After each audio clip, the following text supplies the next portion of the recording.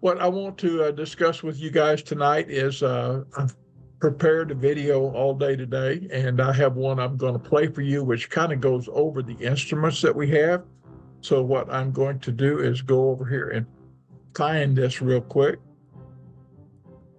and then we'll play it. I want to share my screen now. Share the screen. This is the old styled tri-field meter, the analog type, where it's got the needle. Yeah, it's got a battery test position right over here. I'm going to go there. You can see the battery is testing good. I'm coming up. I'm looking for a magnetic right now. It takes a few seconds for it to ease back down, so don't get excited when you first turn it on and you start seeing a high reading. Now then, we're going over to a sum, and it's going to do a sum of whether if it's radio, electric, or magnetic. So you're getting all of the different fields. Now if you're just looking for electric, you'll want to use the electric field, and if you're looking for radio frequencies, you want to use the radio frequencies. Now the light, the switch here on the side, turns the alarm. You hear the buzzer, turns the alarm up and down so that you can tell if you're getting more things happening. Now I'm going to come and set the alarm down a little bit where we don't have any noise, and then I'm going to come turn this tri-field, this Zoom recorder on. You see it coming on.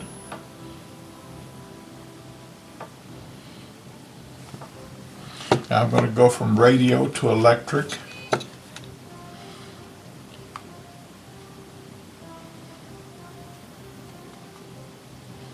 We should be getting a reading there.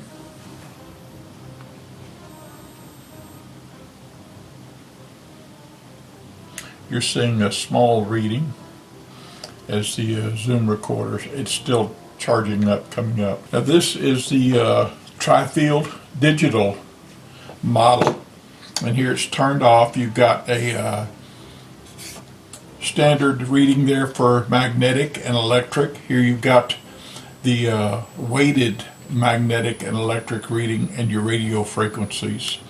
So you can turn it on and you can see what you got. And you can see I'm getting just a little bit of a reading from the recorder.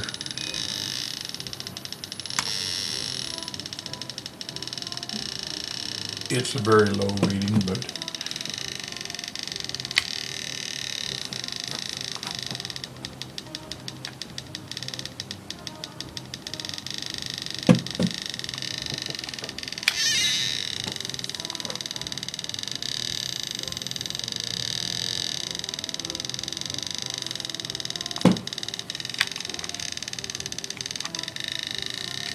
electric. I'm getting almost none there from that. Interesting. Anyway, it's some of these instruments you need to play with, get familiar with it on how to use them and things.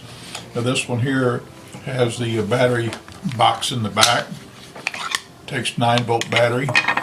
It's got switches here that turn on your light and your sound, so that you can turn your sound up and down, off and on, and your light off and on. I like having you can conserve your battery, but since I do a lot of stuff at night, I like having the light on. This one doesn't have a light at all, so you just have to carry a light with you when you're using it at night.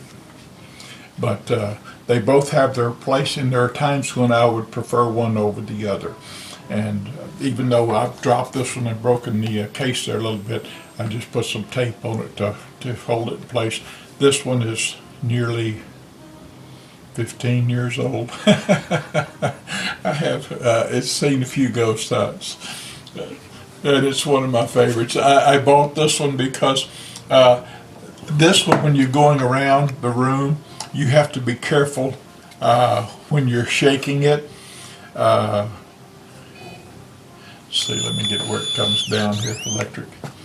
See, when you're going around the room, well, you see it a little bit maybe, that the needle does tend to move, and so you have to move your hand very carefully. Now with both instruments, you have to keep your hands away, because if you get your hands up here, you actually change the readings, and it can affect it. It goes down, so you're actually shielding it, and you don't want to do that. You want to be sure that you got your hands away from the coils that do the measuring up here at the instrument, and that's for both of these instruments. Anyway, that's how you use these tri-field meters.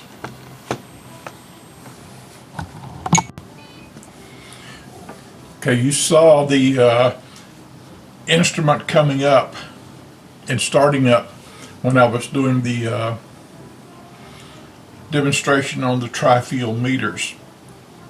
This is the Zoom H4N. It's a really nice recorder. It's fairly expensive. It has some fairly nice microphones there. They're not the best in the world. You can also get and plug in additional microphones here. If you're going to be away from the instrument, you might want it to use the lapel microphones. But you can set those up and you can actually record over the video on the different machines. Now I try to make sure that I sync this with my video camera and with my data logger, my EID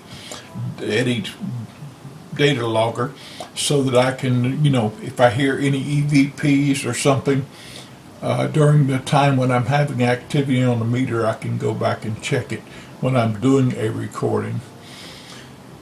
Generally, when we're doing EVPs, we only do them for short bursts, like 10 minutes at the most, because when you're sitting there editing and listening to the recordings coming back over, 10 minutes you're going to need to take a break. You've heard a lot of static. It may take you an hour to go through that 10 minutes because you're hearing noises in there, depending on how your team noted things. If they noted a dog barking or noted a car going by, you won't be spending time listening to those type of interferences, and so you'll save a lot of time. Now you can set this thing to do different recording levels, and it depends on the software you use. There is some software that comes with this, but I generally use Adobe Audition to go through my audio files. There are some softwares that are inexpensive. They're free that you can download, like Gold Wave, and there are some others. But anyway, I'll put more information, the PowerPoint presentation that I do. You've got switches on the side here that you can see, I hope. There's a volume control here where you can run the volume up and down, and there is a plus and minus here where you can also make some changes to it. I generally record a wave type pattern. That's one that is acceptable to Adobe Audition, and it also picks up most of the frequencies you want to hear. The record button is right here. You mash this button and it starts to record, and you've got these scales going where you can see what's going on. You've got a pause, you got a stop, but you could pause and play right there, and then you got a fast forward, and you got a faster, go back to the start there. So anyway, this will play several hours on this 3-volt battery. And I do have you start here. You just slide it to this position and hold it for a second, and it'll start up. And then again, it's got a place for you to plug in headphones here. Now a lot of times if you're taking on you're trying to listen for EVPs, you might want to have a nice set of headphones plugged into this so you can actually hear what's being recorded. Again, you're going to have the 10-second interval that you are trying to be quiet to allow them to respond to the questions that you ask. But anyway, that might also help you a little quicker, get through some of the things when you're doing the auditing, if you're listening to it as you record it. And then when you go back and pull it off and you're going through your software and saving it as a file that you can use, you'll already have pre-heard the noises on it, and you can kind of go through it. Okay, I'm going to stop recording here. Got to hit the stop button. Okay. All right, so much for the Zoom H4 recorder. Okay, we're back to the cell phone. Okay, we're back to my cell phone here. This is a Samsung S10. I don't have the fanciest phone in the universe. It's very old. It's getting very old.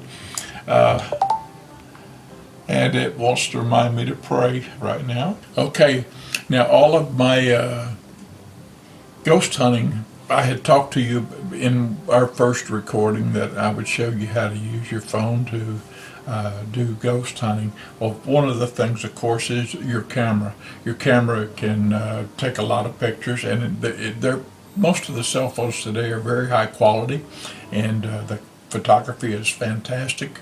You can take very good pictures with it, and too, you can afford, a camera of your, of a higher quality that you might want to get. It also has a audio recorder on it, so you can do the recording for your EVPs if you want to have an EVP session. And of course, there is some software we're going to show you here in a second where you can actually do some recording for EVPs and stuff. Now here is my paranormal group that I have on my phone that has my paranormal apps in it. The first one here with a little handprint is Ghost Hunting. The next one is Ghost Voice Box. Then I have a flashlight that I can turn on. I have it in the top right-hand corner so I can find it, even if it's, in dark conditions, I know that it's in that location. Then we've got the real ghost detector there, and the Ghost Radar Classic Edition. We have a thermal camera, and we have the Hope Spirit Box over here. Don't use the Hope Spirit Box much, but I've been told that it's a pretty good program. So I did load it, but I haven't used it myself. And then we've got the Ghost Tube SLS camera. Now the Ghost Tube LS camera, you hit the record button to record, and you should start getting some activity. Now I start getting activity over on the chair over in the corner. For some reason it's picking up that chair, and you see the little, now that I got it here, you see the little stick figure there that's starting to appear at some of the brush and stuff that I have on my table here that I'm working with. But anyway, it's very much similar to the SLS camera that you can purchase. The ghost hunting does this. Now the bars get taller. A word will appear here in this bar in the middle, and as these get taller, they start to turn red, and then it'll produce a word. Now it's supposed to be scanning for electromagnetic activity around you and temperature changes and stuff. It also starts to tick, and it'll tick a little faster when it starts to pick something up. These are all advertised as, games. We've used them on some ghost hunts just for fun, not as a scientific instrument, of course, but we sometimes enjoy what we get out of them, and it's entertaining, especially on a ghost hunt that's pretty boring and you don't have any activity happening. These kind of change the mood and may even, I suppose, cause something to happen because we don't stay in this mode very long. I wanted to stay here long enough to let you get something and see how this thing produces a word. Well, it doesn't look like it's going to work for us right now. I'm going to go ahead and close the app. Okay. Now here is the Ghost voice box. You turn it on by hitting this button right here.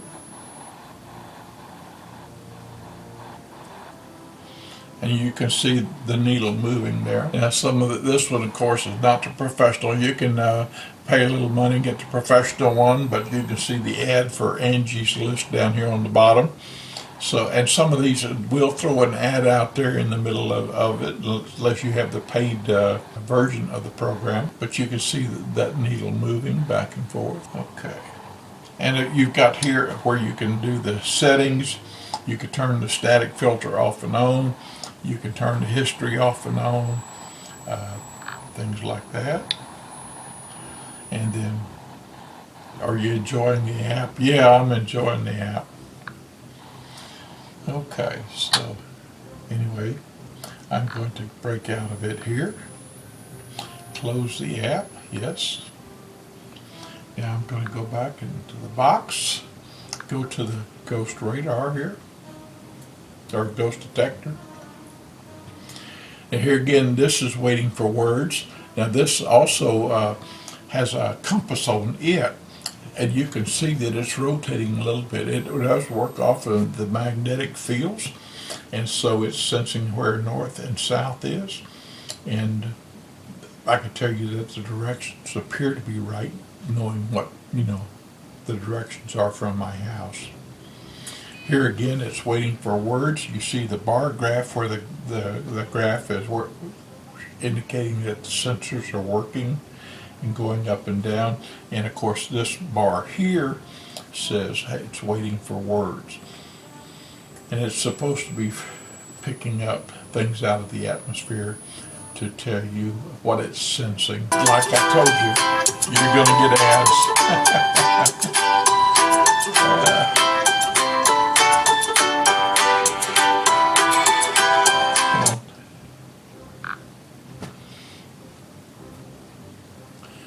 Again, this is not the paid version, this is the free version. Disguise. So that's the word we've gotten there. I'm going to go ahead and go to the next item here.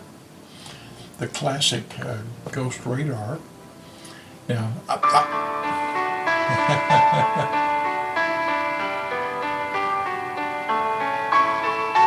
just what we need, another ad already.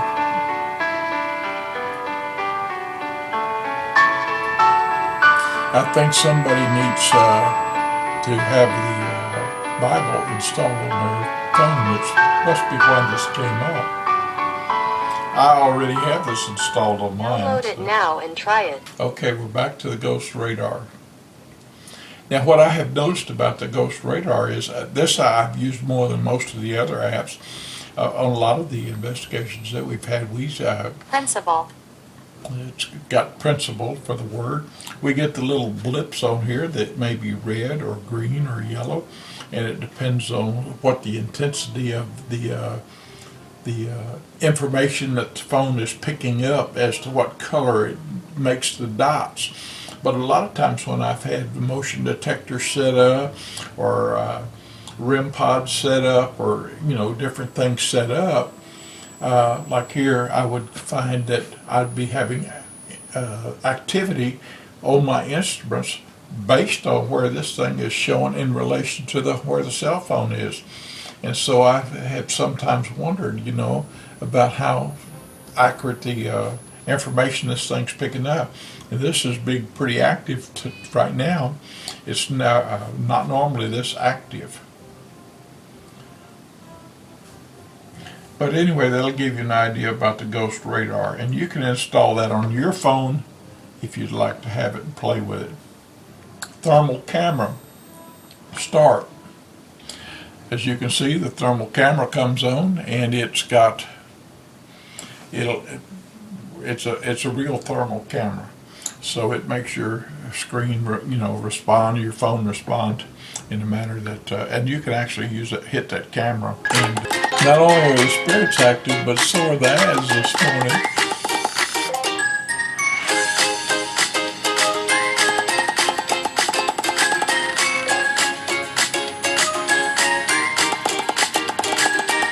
I think the ads are getting worse. Used to 15 years ago, we didn't have as many ads. You could use these apps for quite a long period of time, and now it seems like that it's going off all the time. So, anyway, changing the times. Okay, let's go back over here. Whoops, go back over here. Paranormal. And we've shown that. Now here's the Hope Spirit Box. Now, like I said, I haven't really installed this on my phone. I don't use it very much. But anyway, it's got an instructional video for you to watch when you call it up. But I understand that a lot of people use this program and that it works fairly decently. So you might want to give it a try.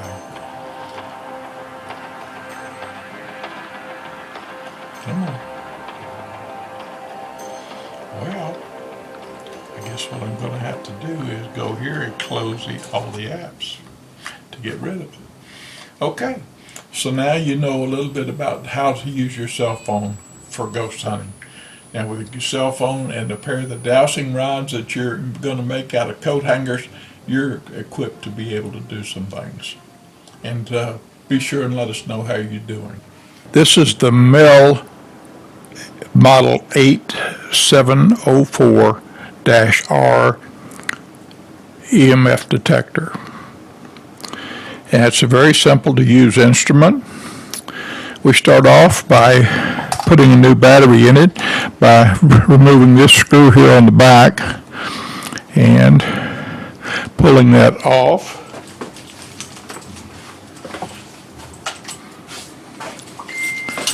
Here we go.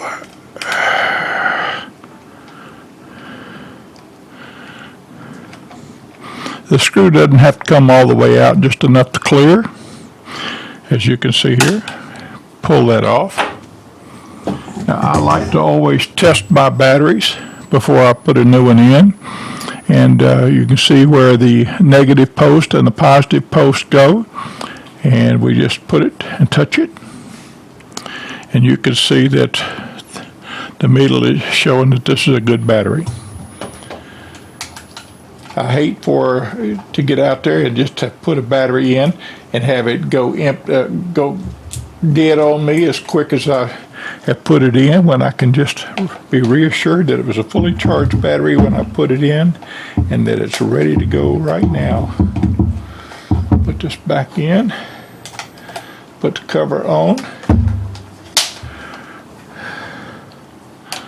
It's snapped into place.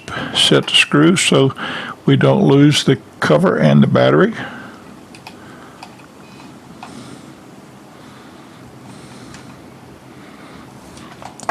It's all set. Now you can also see on the back of this that there is a stand, so it can be set on the table in place where it kind of in the stand-up position. Okay, with the battery on, we have the power switch right here, and you just mash and hold, and it comes up. You can read the scale. I've got the power light set to be on, and you can see that also this is the temperature measurement device. It's got one small and one large electrodes on it there, and so you just get them lined up and slid in. You can see where the temperature is now reading. It's showing to be 80 degrees right here where I am right now, and that we have 0 EMFs. Now we can put record enter right here. The little record light has come on. Now what it means is it's not going to record everything, but if we don't watch the meter all the time, we don't happen to catch the highest temperature, then it will tell us what that high temperature is or what that high EMF reading is, and we can check, and if we see that it's real high, we may want to go back and try it again and watch the instrument a little closer while we're using it. This is your backlight test here, so you can turn it off and on. This is your units, so you can change your units. And this is your range test. Now, actually, I don't know, I lost my temperature there. Okay. It's back on, okay. So now it's 79.1 here. But anyway, it's recording the temperature and it's recording the EMFs. We can leave it on the table and we can kind of watch it from afar if we want to. It's very simple to use. It's incredible.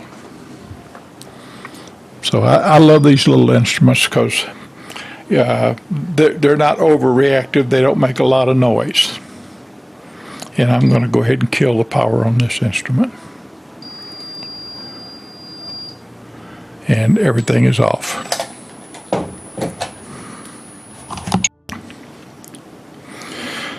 This instrument is the MEL 8704R RIM with ATDD on it. And it's a similar instrument. We're going to go ahead and put an antenna, not an antenna, temperature thermocouple here on the top. We're powering it up. And here it's showing 0 at 78.4. We can hit record here to hit record. And I can turn the backlight on or off so that it's handy to use in the night. We can also change the units on it, on how it's reading. You can see that it added more decimal places to it, so it's reading a little different. And then the range and how fast we want it to go. We've got the ranges that we can set. So here we got 200. Then I can go to 2,000 and 20,000. Okay. We can extend the antenna on it. Open up the back pocket to it. And it's got two buttons where we can add the ATDD to it, and we can add the REM pod. Let's go ahead and add the REM pod. And I noticed that a couple of my lights didn't want to come on. There they go. All the lights are lighting. Again, it has the stand on the back that can be held there. Now you see how it's reacting to me and how sensitive the instrument is. As I start to move toward it, it lights right up. Again, it's showing 0 on the scale for EMFs, but it's 77.5 for temperature. Now I could go ahead and turn on the ADT here, and that little light there is for the A. Okay, and again, it's set up. We can leave it at a site. This one has an audible alarm with it, and so you're hearing it when it sets off a little bit, the little tone. You get no tones with the simpler model. So anyway, that's how you use the MEL meter. They're very simple to use on a ghost hunt. And to turn it off, you just hold that off button. I'm going to reset everything right now by turning it back on and getting it back to where the EMFs are showing.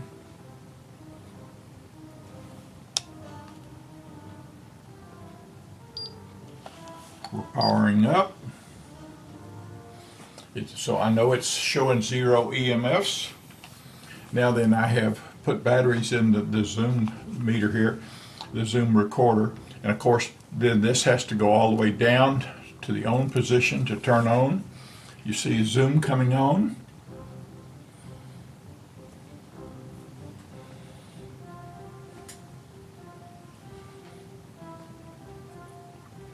Now I'm going to experiment here. This is the first time I've tried this, and we should see that we should get an EMF reading from the zoom meter here once it loads. and we could see that it's consuming electricity, and we should be able to read it on the EMF detector. It does take a while for Zoom to load. Again, like I was saying, that sometimes I will take this, and when I am using the data logger, use the audio from this to go 3, 2, 1 and start my data logger, and so that I can be listening to any activity that was going on in the room, or if we're trying to collect electro voice phenomena, we can pick it up and see if we're getting activity on the data logger while we're trying to capture EVPs, which again is the electronic voice phenomenon. Takes a little while for this to load, so when you turn it on, you want to be sure you leave it on for a while. And you can see it is now ready to start. And so I am mashing record, and you can see by the scale that it's reading on the instrument that it is recording, but I am apparently not creating any activity around that. Now I'm going to go ahead and turn this back over. Well, I didn't have the buttons mashed here.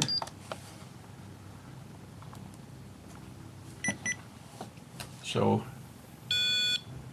I shouldn't have been setting that off. But anyway, I'm not, the recorder is not affecting this meter, which is nice to know. I'm going to leave that there for right this second.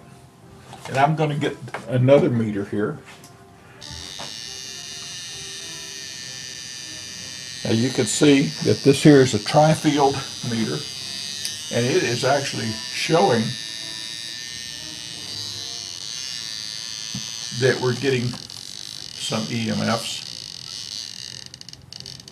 off of, well, it was showing, off of the recorder. When I get my hand away from it and I'm not affecting it. Now again, this meter here, the tri-field, you need to hold it as far away. It's got sensors up at this end, and so you'll actually be affecting how it reads by whether or not you're, how you hold the instrument. And so you want to be careful and hold your instrument as far away, keep your hand as far away, because as your hand gets closer to it, you can see that it affects the output and it shields the instrument from the reading. So you want to keep your hands as far away from the instrument as possible. And actually I'm getting a higher reading. I'm getting, oops, I said I am. I'm getting 32 over here, and I'm getting 35. So the millimeter is actually giving off a little more electromagnetic force than the other. And actually we've got the scale set for electric. So we're reading electric activity. If we go to magnetic, we get a different thing.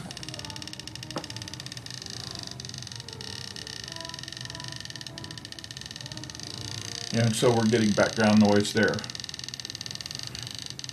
Now it does have a field over here in the red, which is radio, which will detect whether or not we're getting any radio interference.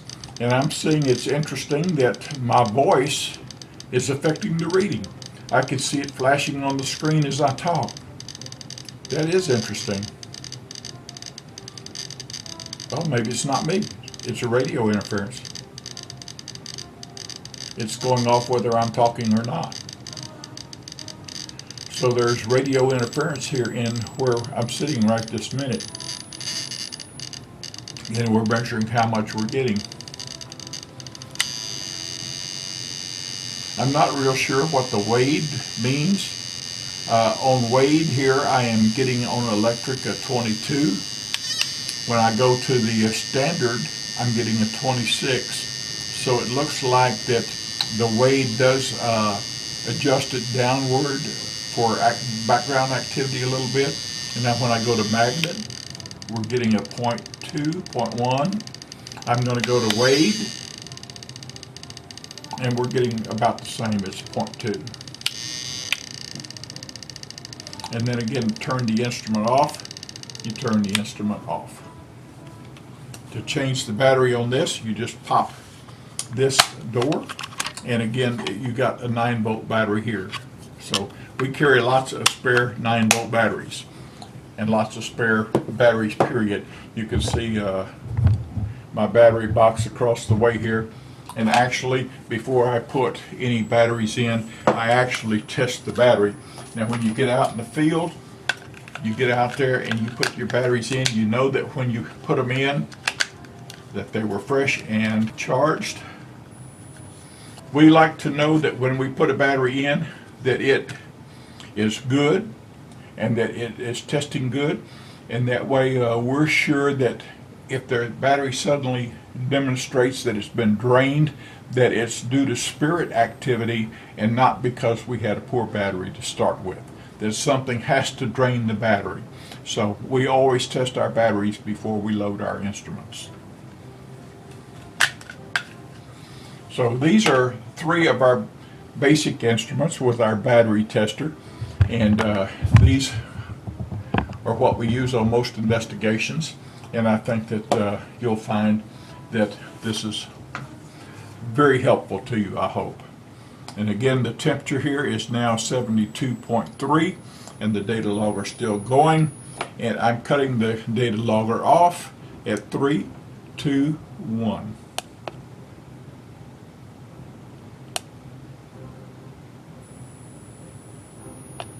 There's the end of the power. Okay.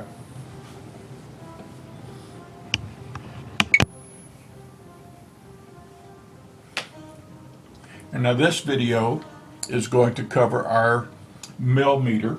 This millimeter is a model 8704R. Now what this model does is a number of different things. It has a feature called the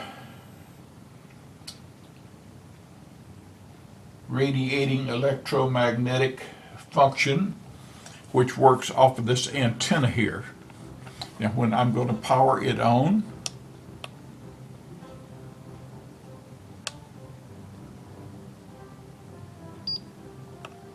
you see it coming on, it's lit up, and now it's reading what electromagnetic forces it has around it. And again, in the lower light down here, you see the temperature, which is 74.4, 74.5. So it's still getting warmer in the room as we are. Now it went down a point of a degree. Now the REM function is not turned on right now. You have to go back to the back door, open the back door, and here you turn on the REM function. You have to mash on the button, and the ATD function here.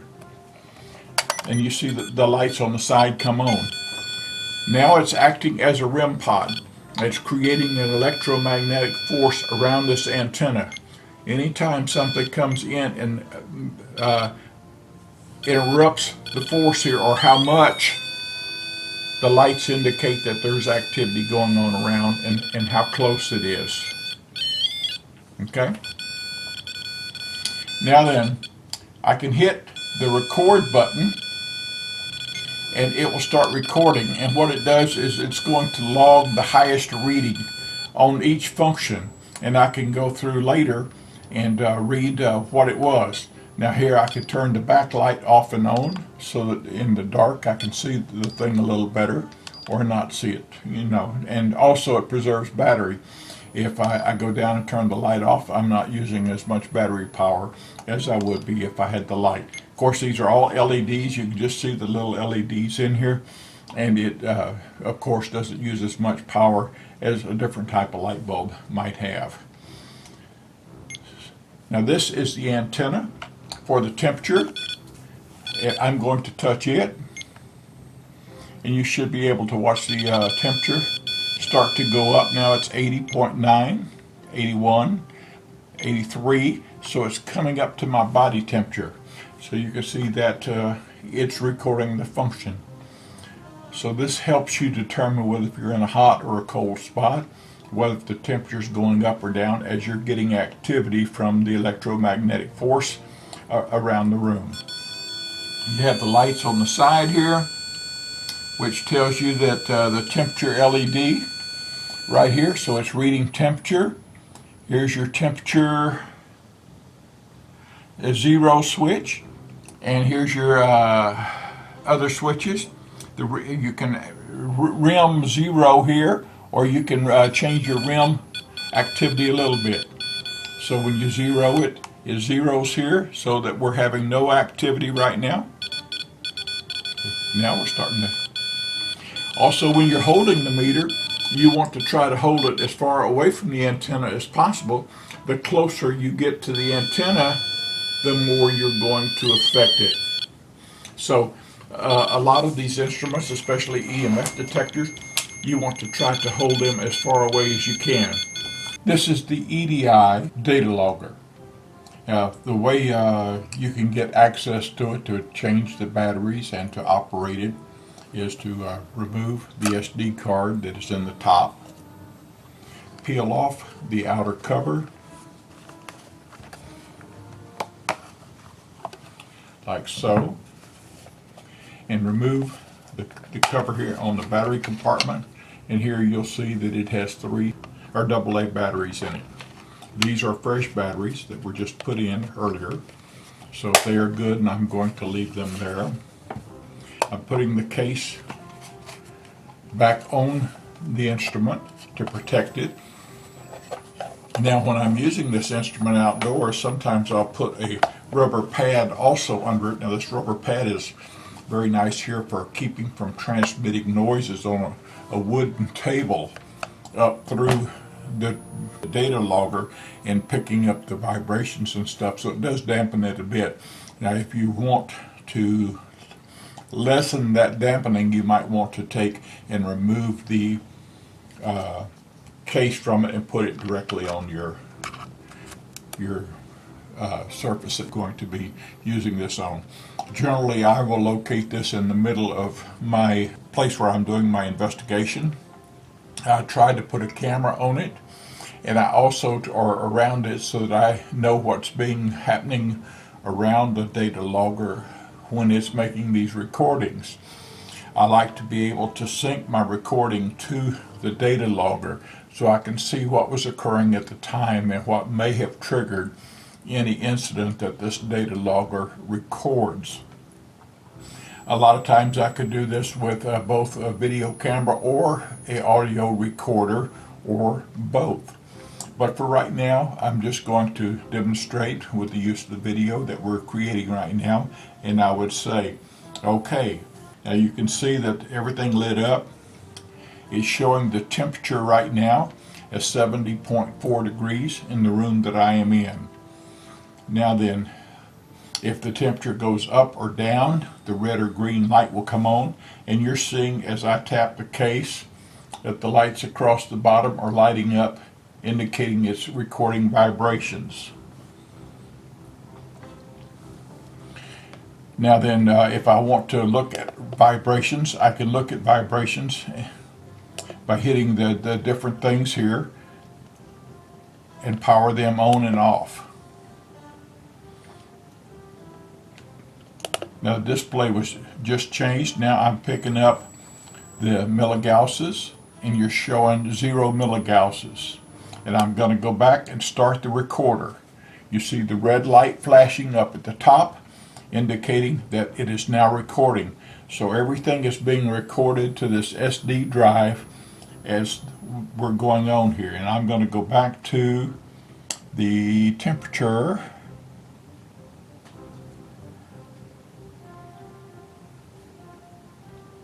Let's see, you want to go back to temperature. Now also, there is a speaker that can be turned on so that it will make a sound and display. I'm changing my display back to temperature right now. And you saw the temperature light up. The temperature is now increased to 71.2 degrees in here. So as I'm doing this recording, it's actually getting a little warmer in here. It started at 70. But anyway, we can change the display and watch different things.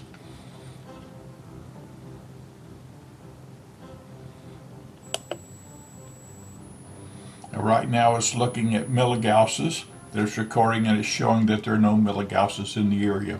Now if I were to introduce something to it, we would be getting milligausses. And now we're doing barometric pressure. Now it's doing humidity, the relative humidity. You saw the green light come on. So now I'm going back to temperature. Still on temperature here, but no, it's barometric pressure. This is your milligausses here for your electromagnetic field around the meter. And here you go into pressure, which is, you saw the light come on, 26.2. Now we're back at humidity, which is 32 point. Well, it's fluctuating a little bit there. Now this data logger is recording everything that's going on every second, so that anytime I see activity in the log, when I call the log up and look at it on my computer, I can see at what point that is.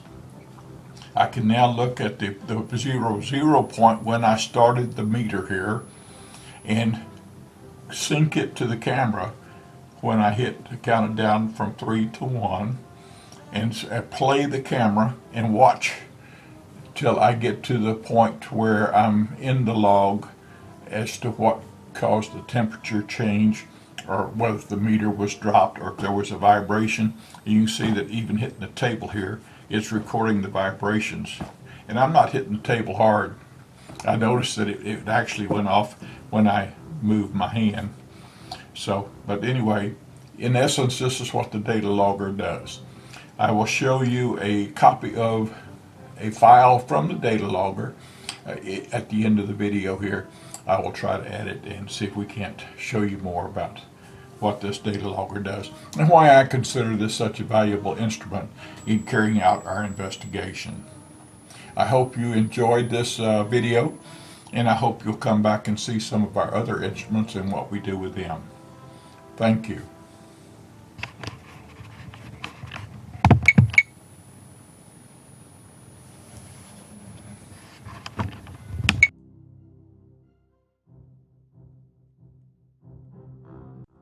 I hope that you enjoyed the video and that you got refreshed on some of the instruments, what we use them for, and that you'll be ready to use them in the future if you as you come along on some of the investigations with us.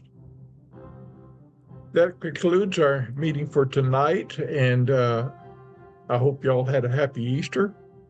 I hope that things are doing great. I'm going to go ahead and close out the live stream here. Stop the live stream. And I'm going to end the recording. Good night, everybody. Thank you for attending.